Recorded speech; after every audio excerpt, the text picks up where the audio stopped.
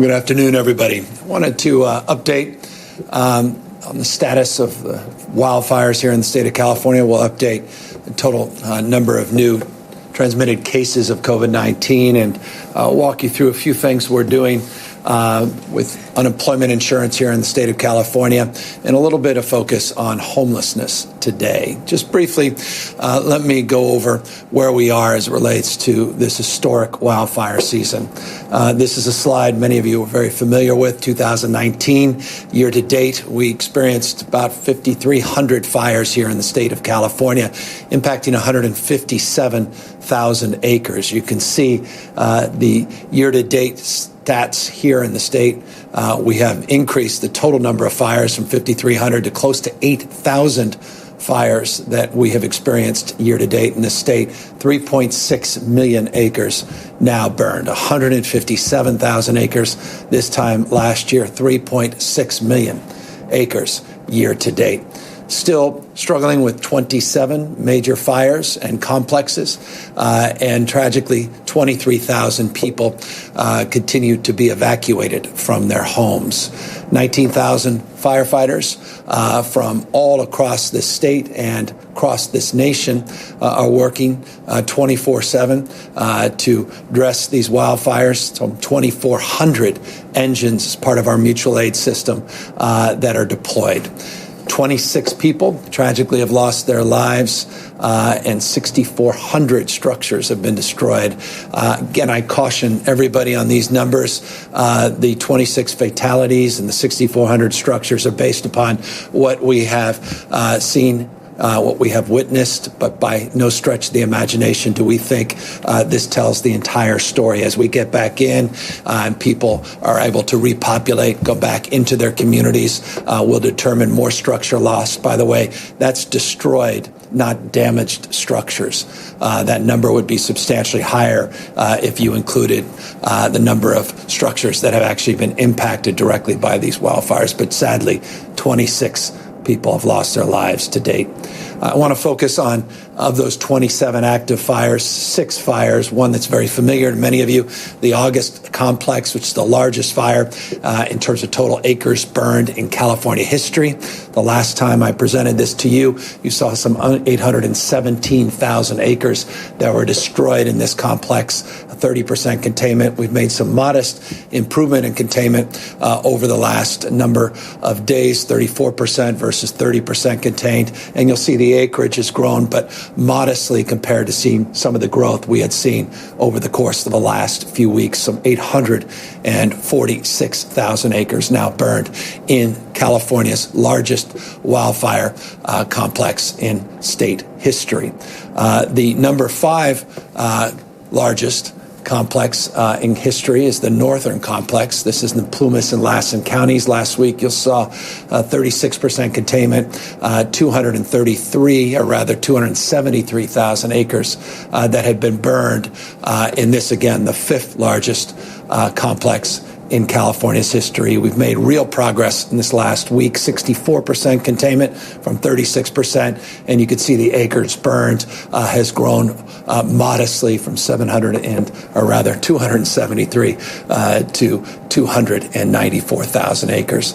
The Creek Fire, where I visited Senator Harris a week or so ago, now the 7th largest fire in California history, primarily a federal fire, but impacting parts of the state and our responsibility area. This is an incident command shared with the U.S. Forest Service and CAL FIRE, primarily in the Fresno, Madera counties. 18% containment, 220,000 acres. Last week, you'll see we've made some very stubborn wildfire complex, but we've made some progress, 27% containment from 18, 278,000 acres burned. I wanted to highlight just a few other fires that have gotten a lot of attention, and deservingly so. The Bobcat Fire in L.A. County was at 3% containment, 44,000 acres burned. When we last updated you, 15% today, but you could see more than doubling total number of acreage that have been lost in this fire, 150 105,000 acres now being impacted. So we're putting as many resources as we possibly can on that fire. Again, our mutual aid system that exists within the state of California and outside the state of California. Some 15 mutual aid states are helping either the National Guard or CAL FIRE directly, and we're putting all the resources we possibly can on all of these complexes, but focusing, as we should, on that Bobcat fire as well as the El Dorado fire, which we made some progress last week, 60% containment on that fire, 18,000 acres. But this fire continues to be stubborn. As you can see, we've gone backwards just modestly in terms of total percentage contained. And you can see increase of about 5,000 acres over the last week. So between the Bobcat and the El Dorado fire, obviously stubborn fires, impactful, and we continue to do our best to address those complexes and those wildfires. The snow fire as well, I just wanted to offer. This is a fire that we didn't update last week, but it's one we're monitoring. I wanted to share it with you. Last week, we were about 5% containment, 4,000 acres. Looks relatively small compared to some of these other complexes, but it's a fire of concern and one, again, of focus. Today, we are making progress. Over the weekend, we were able to substantially increase the containment by multiples, now close to 40% contained, 38% contained.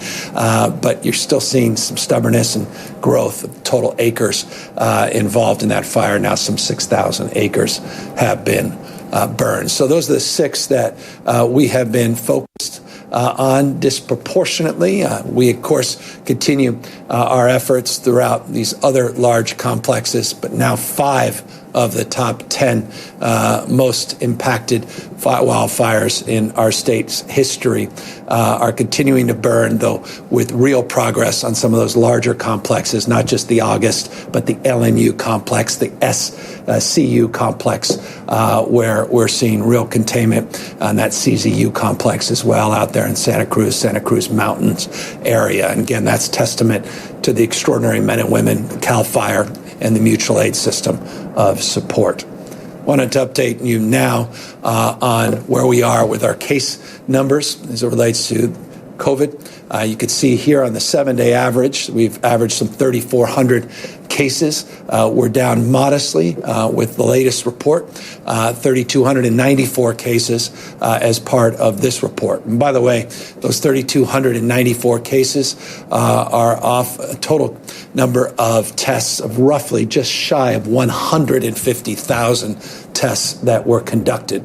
And as a consequence of a substantial increase over the last few days of number of tests conducted, close to 170,000 on Friday, 180,000 roughly on Saturday, roughly 150,000 on Sunday, you could see the 7-day average of daily tests now moving back up to where we were pre these wildfires. Again, that heat dome, the heat wave, the wildfires, air quality were impacting our total testing availability in this state. We're starting to see those numbers go back up now, just shy of 124,000 tests, average number of daily tests over the last 7 days. What is very encouraging is you can see that positivity rate, some 3.1% over a 14-day period, 2.8% over a 7-day period.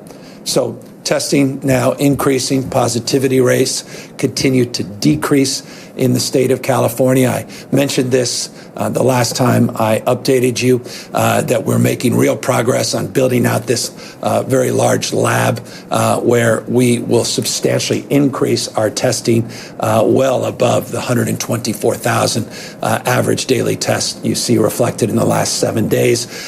We are on schedule in terms of those efforts. And again, it's just a point of emphasis that we are committed to increasing testing in the state of California. We're not retreating from our testing responsibilities. Quite the contrary.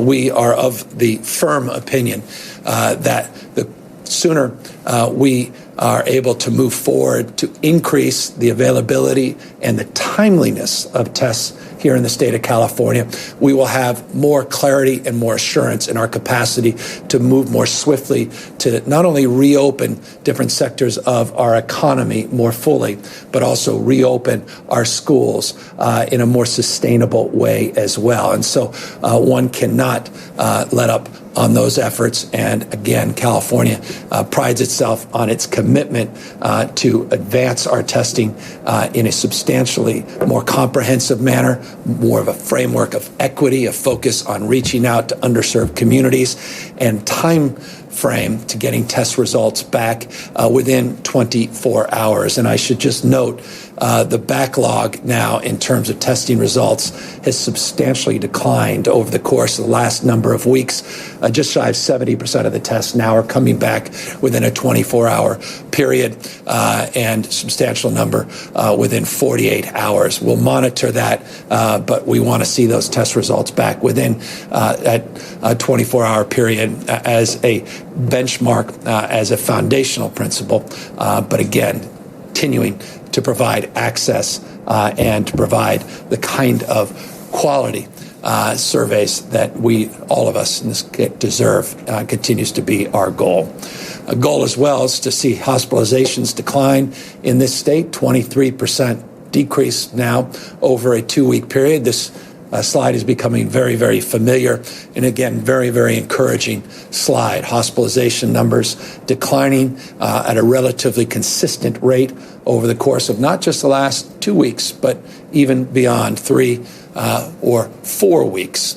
Tracking consistently with those declines and hospitalizations, or the ICU admissions here in the state, tracking roughly similarly 25% decrease in the total number of ICU admissions over a 14-day period. So real progress as it relates to our case counts, real progress as it relates to our positivity rate here in the state of California. Remind you, 2.8%. 7-day positivity here in the state of California.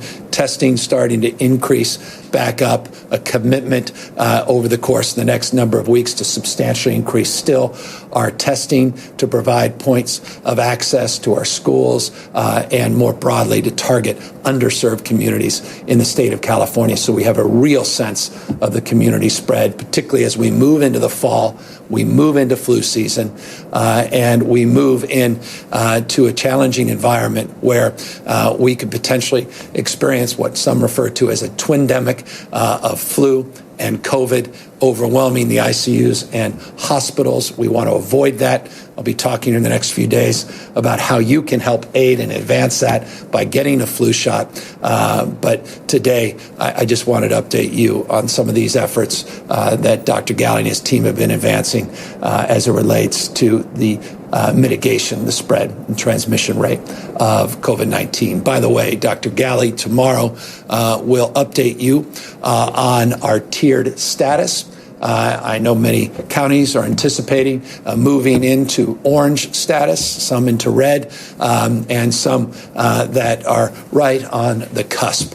I'll reserve further commentary on this, except to say that data is being collected in real time. It would be premature for me at this moment to announce what Dr. Galley will announce tomorrow as it relates to the progress in these tiered status. But every Tuesday, I remind you, every Tuesday, Dr. Galley will be making updates on our tiered colored status. And we anticipate, as we're seeing progress in declining admissions in hospitals and ICUs, positivity rates beginning to decline, that we'll continue to see progress into those tiers, and a very thoughtful, judicious, modified strategy of reopening our economy will be advanced accordingly. So will the likelihood of more waivers being supported for our younger cohort of students and progress towards getting people back in-person education, making sure that not only the kids are safe, but our paraprofessionals and our teachers are safe as a foundational principle of advancing that cause. Speaking of causes, we have not let up on our commitment to the cause of doing everything in our power to address the issue of homelessness here in the state of California.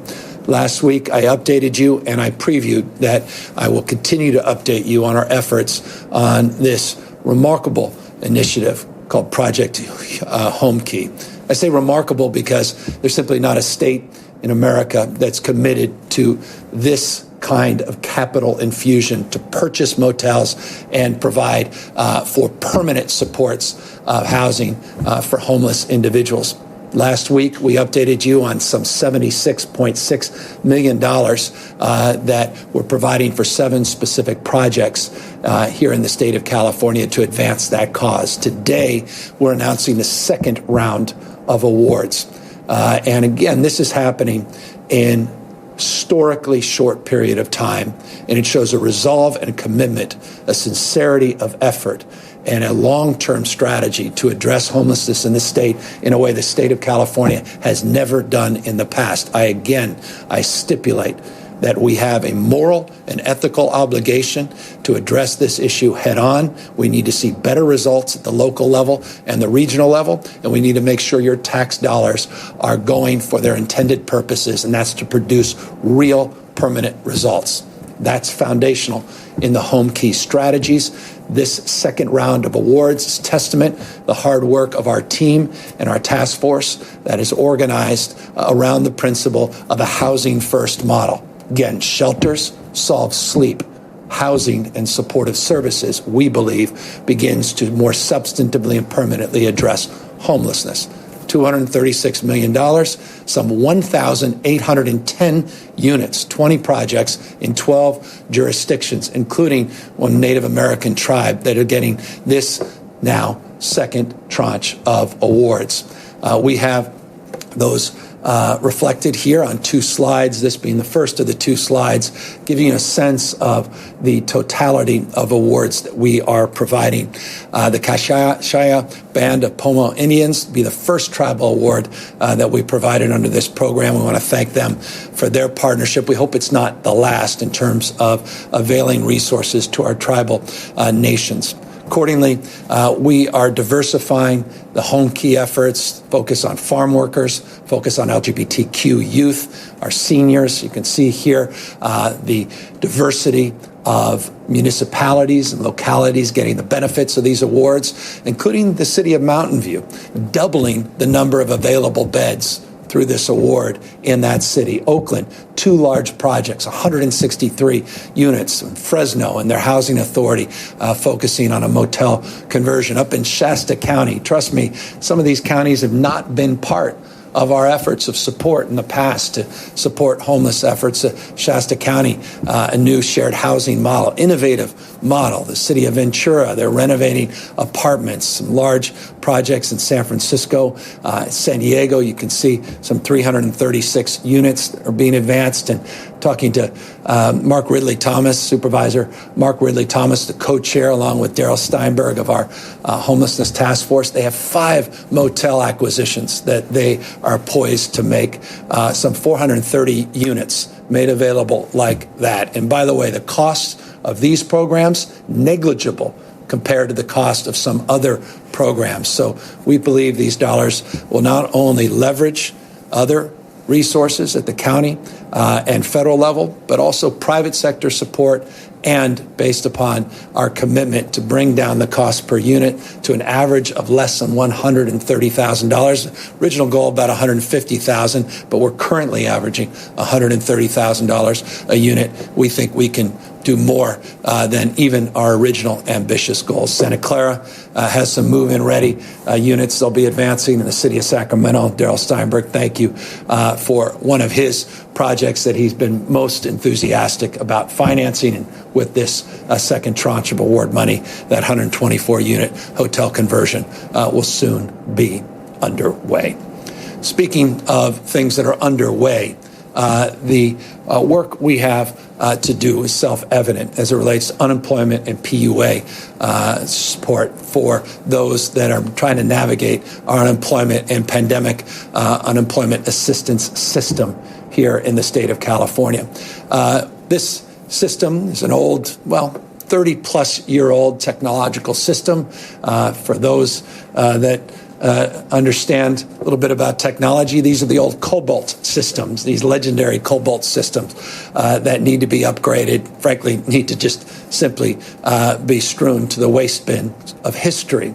But nonetheless, we inherited a little bit of that waste bin, and as a consequence, we've been trying to patch it together, and we recognize that we can plod along in the short run, we can plod along in the medium run, we can have a long-term strategy, or we can come up with new ideas from a different angle. We put together a strike team led by Yolanda Richardson, who will be up here in a moment, and by one of, I would argue, one of the most impactful technologists of sort, and someone who started Code for America and worked in the Obama administration, Jen Polka, to provide us input from a private sector perspective and looking not just at technology, look at business process improvements and looking at new strategies. They co-chaired a task force, and they came up with a series of recommendations that already we have put into place.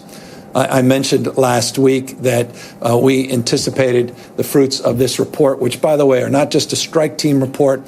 They're also a consultant that we hired, a report from a consultant, and a response back from EDD. I made it clear that when that report was done, we would make it public, and we worked through the weekend to do just that. Came out late on Saturday night, but we said we were going to move forward, provide that information in a transparent way. We've done that, and as a consequence, the reset started this weekend. I didn't want to wait another day to start this reset period to get this system back on its feet and get us to a position where we can address this significant number of backlog cases. By the way, in the report, it's remarkable, showed an independent review that showed our system, as challenged as it's been, is actually performing much better than the vast majority of states. Dare I say that as a nation, we have a huge IT problem. As a nation, we must do what California and I would argue municipalities must do, and that is completely reimagine our approach to large-scale IT procurement. The fact that we have been consistently one of the top 10 states in terms of percentage of people that have filed and received checks, now 14th by one analysis, suggests how low the bar is in terms of our systems across this nation. And so I'm not here to compare and contrast. I'm here just to give you a sense of what governors and what state legislatures all across this country are facing in terms of this historic number of cases that we have to adjudicate. And I say adjudicate because we're adjudicating fraud. We've had fraud schemes all across the United States of America, disproportionately hitting states that have no income taxes for various reasons that become very obvious on the verification side when you consider. We are not immune from those fraud efforts, and we are making real progress to weed them out and hold individuals and organized groups accountable. But one of the most important things we can do, and what we're doing as part of this 2-week reset, is implementing a new automatic ID verification software system. We went through about 16 or so vendors looking at what was available out there, and went down to about 12 where we really tested and kicked the proverbial tires, and we've come up with a system called ID Me. This will process about 90% automatically of all of the new applications. You'll have requirements under this automated IT system to do selfies, to provide additional verification in ways that we think could substantially, not exclusively, no one's naive, but substantially mitigate fraud.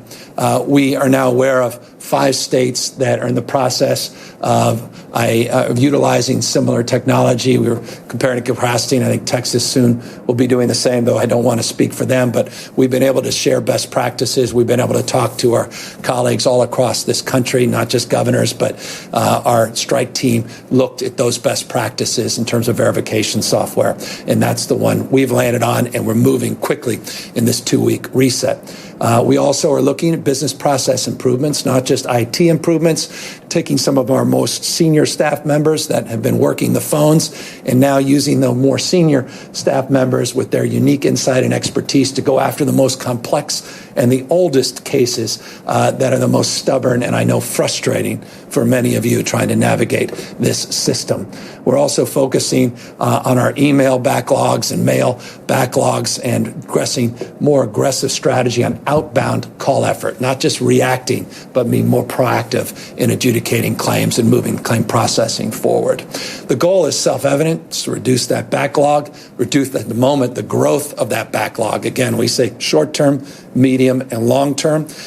We believe this 2-week reset will do just that. We're also making available more ability to download forms and information using your mobile devices and having better and easier information available on your mobile devices as well. We want to meet people where they are, and that means meeting them on their smartphones and providing that information in a much more expedited manner with more clarity and with more focus on what the real needs are. So that was all part and parcel of the strike team report and this consultant report. And I should just say, and I'm going to ask Yolanda to come up here in a moment, that the reset does not mean that those of you that are now for the first time applying for benefits will be impacted in terms of those benefits being provided. Quite the contrary. We believe this will fast track the likelihood that you would otherwise gone into a manual process that could take upwards of 60 days. Unacceptable. And so we believe, and Yolanda will talk in a moment, that this reset will make not only this process better in the medium and long term, but begin to substantially address the backlog over the next 90 to 100 days with the goal to substantially have addressed it and not impact any people that are applying for the first time in terms of the timeliness to a check. And so it's in that spirit, with that consideration in terms of the ambiguity, perhaps, in some of the reporting about what a reset actually means to new applicants, that I would love co-chair of our task force, Secretary Richardson, to come up and talk a little bit more about her team's efforts, her recommendations, and what her expectations are moving forward with this system.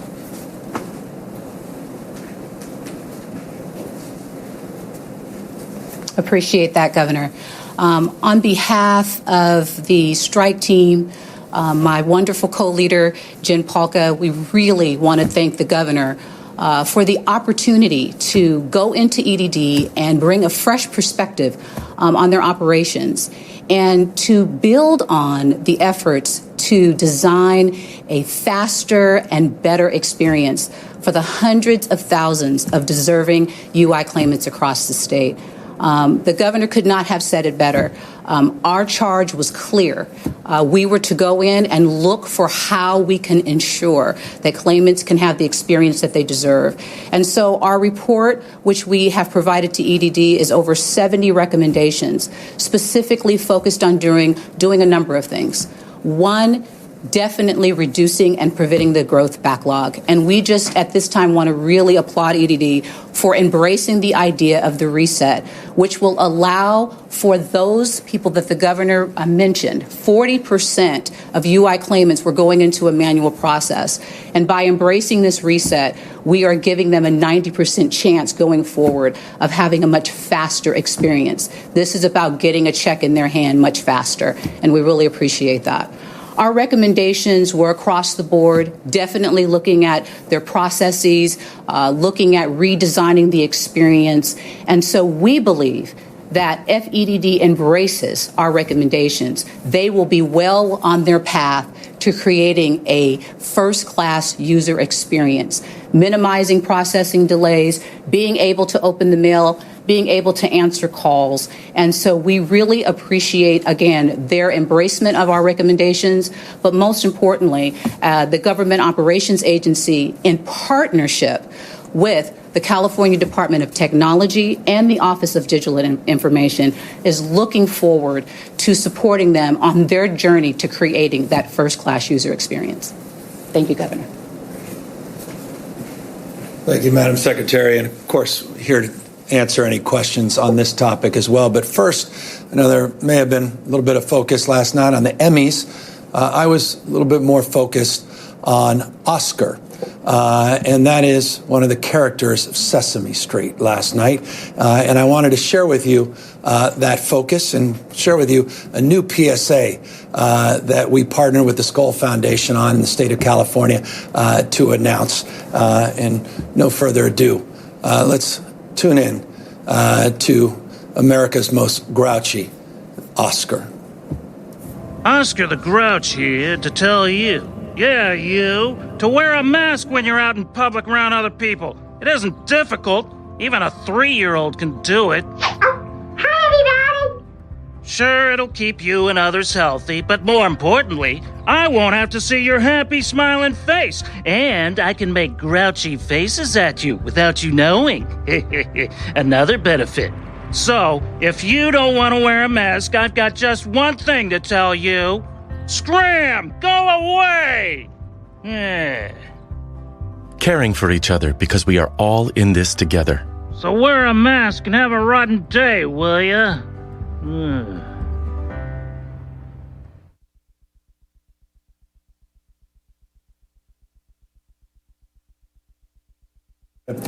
Jeff Skoll and the Skoll Foundation advanced with Sesame Street. That's now the third in a series of mask PSAs that are now being put out nationwide, but in partnership here in the state of California. And we couldn't be more proud of Sesame Street and couldn't be more proud of these partnerships that have taken place.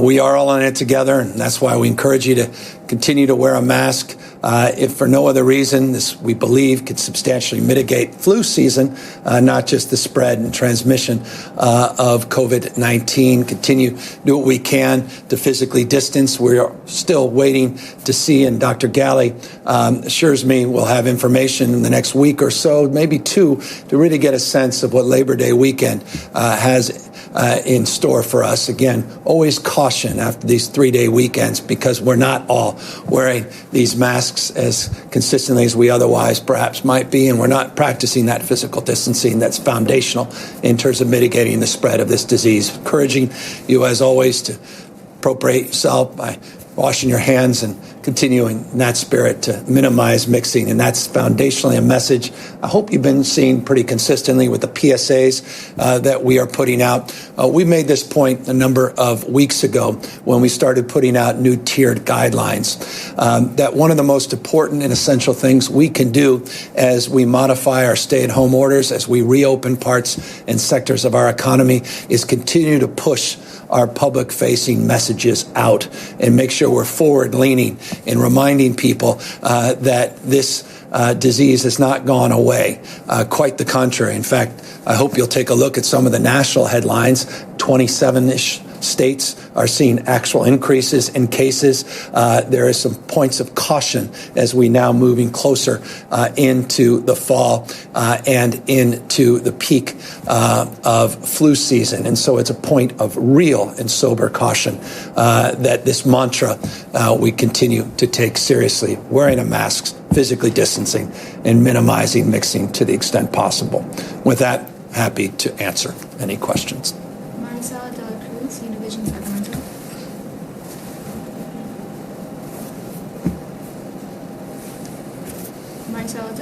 Hi. There you are. Yes. Hi, Governor. So after this reset, how long before those people that are affected with unemployment or furloughs during those 2 weeks can actually see any income coming in? You mentioned they wouldn't have to wait those 60 days, but there's already a backlog.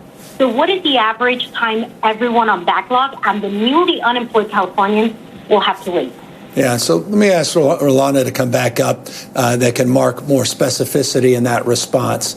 But as it relates, again, to the new applicants, there should be no time to delay. As it relates to the backlog, which is substantial, we have our work cut out, and that's exactly the announcement we were making today in terms of how to substantively address it. But, Yolanda, you want to take a shot at this? Thank you, Governor. For the time for those in the backlog, our recommendations were targeted at looking how we could actually expedite it. So to get more into the technical aspects of how the time has been shortened by the recommendation that we made, I'm going to ask Director Hillard to come and give you that information.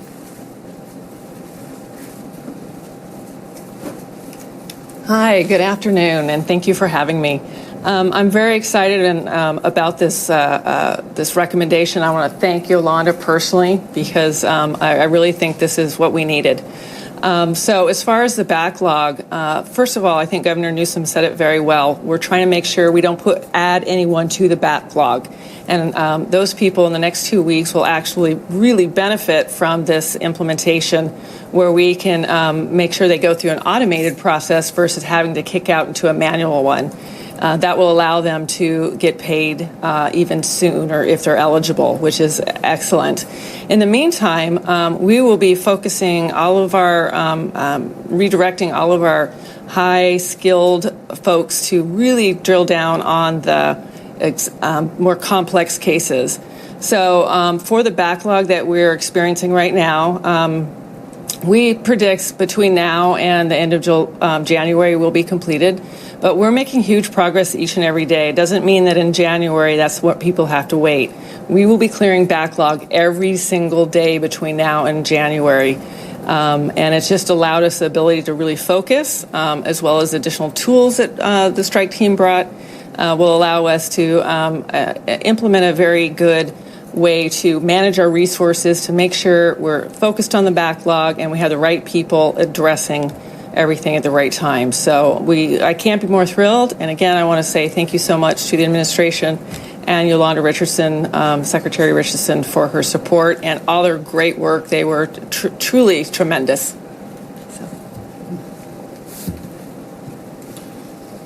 Thank you, and thank you, Director. And just as a reminder, there's a 3-week timeline that's traditionally been the case for new applications, and we believe, as it relates to those that are applying, that can still fill out forms, and we will be proactively calling to engage them once this reset is concluded. By the way, the reset process ends on October 5th. We started that process this weekend. We didn't want to delay it even a day. But that 3-week process, within that 3-week is the goal. And we anticipate and expect with those new applicants, even within this reset period, that they will receive those checks within that period of time. Michael Finney, ABC 7. Good afternoon, Governor. Are you really confident that 6 months of failure and years of mismanagement and neglect can be fixed with a 2-week reset? Well, the issue of short-term, medium, and long-term is part and parcel of what we are announcing here today. We conducted a very thorough and very objective process, hiring a consultant, putting together a strike team made up of not just experts within the state, but outside the state. We inherited an old, dilapidated system, not dissimilar to many other states in this country. It's a wake-up call, as I said, for this nation, not just the state of California, to substantially make progress in terms of large-scale IT procurement. Just a brief update on that. Before I got here, when I was Lieutenant Governor, Governor Brown initiated a larger procurement process for unemployment insurance, as well as other benefits, including disability insurance and paid family leave. That process is an order of magnitude larger process than the one that we are announcing here today.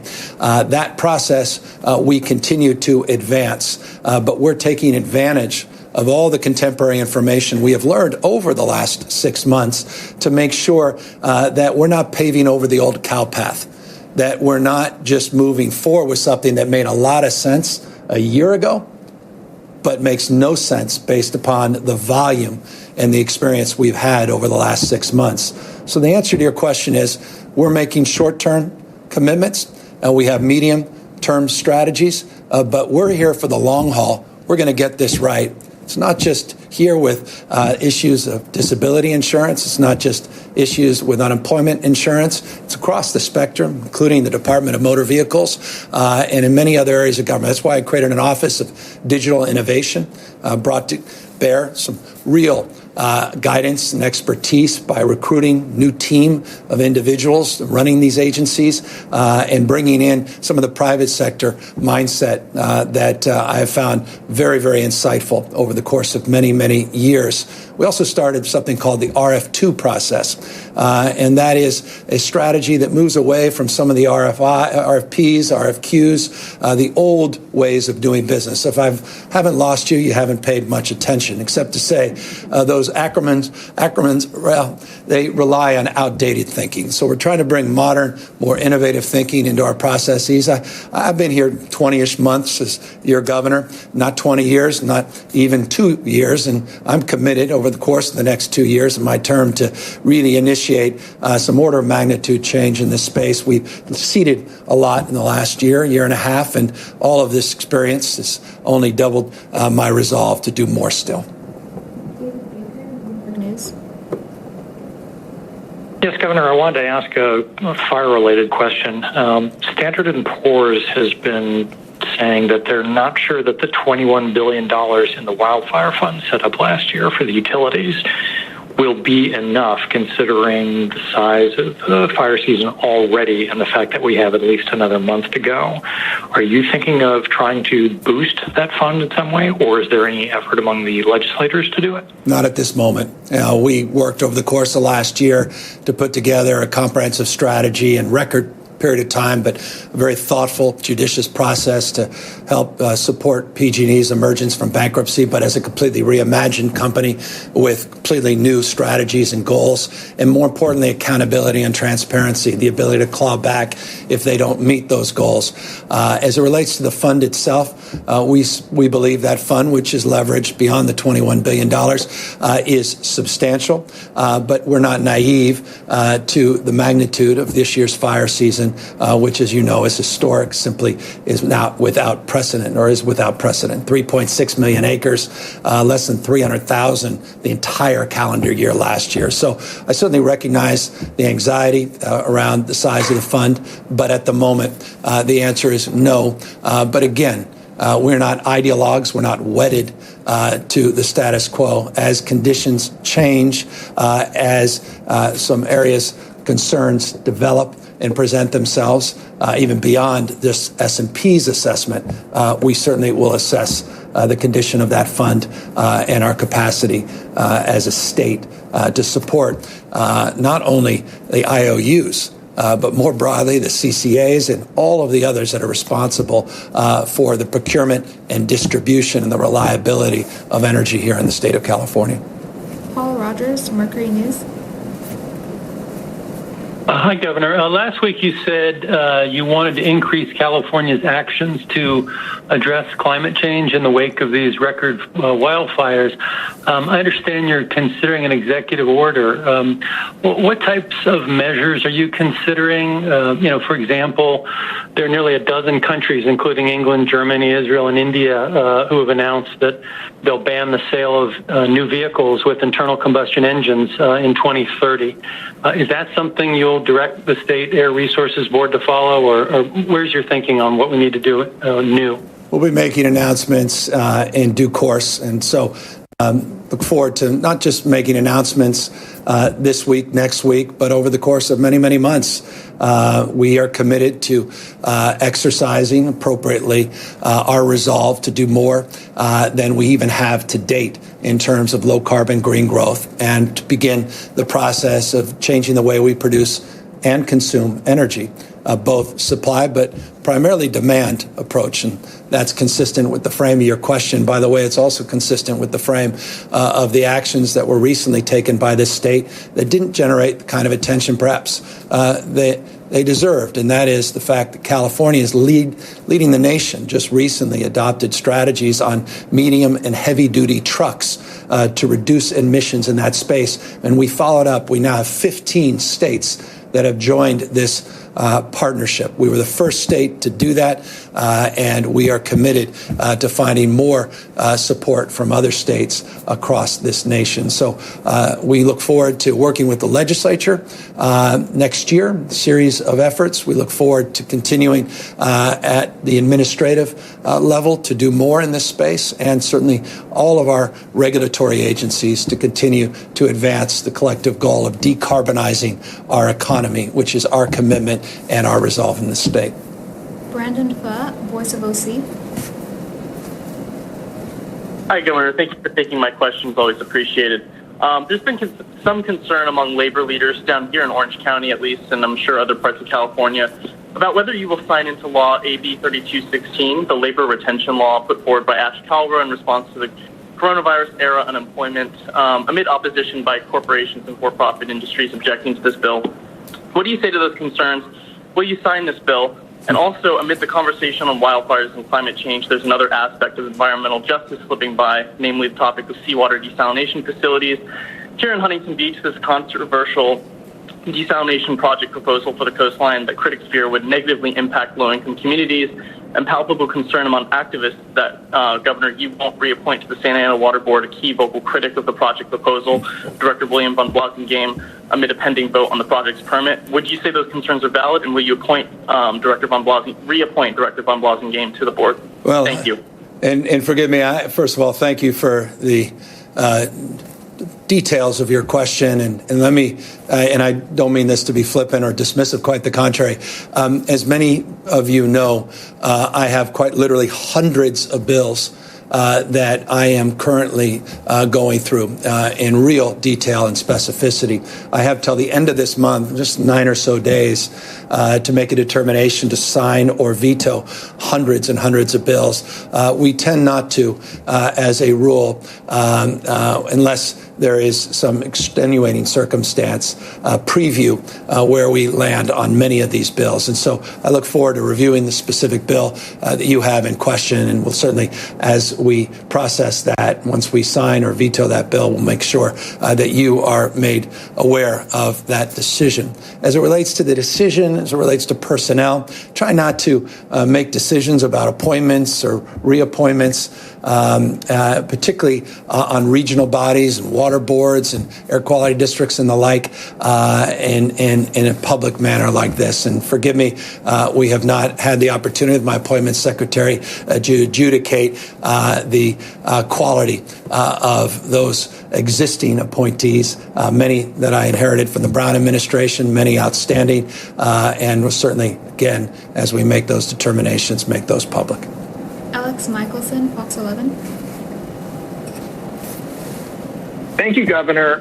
One of the Orange County Board of Supervisors members is asking President Trump to give coronavirus relief funding directly to the counties and not to the state in order to take away some of your own leverage. What's your response to that?